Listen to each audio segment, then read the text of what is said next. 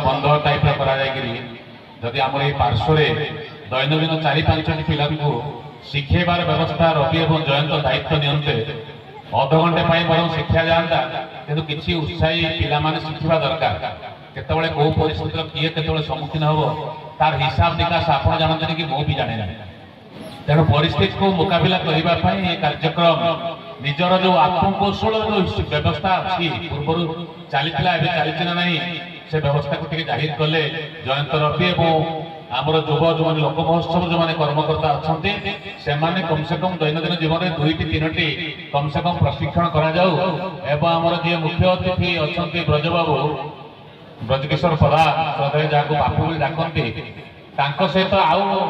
बाकी समस्त कथबार्ता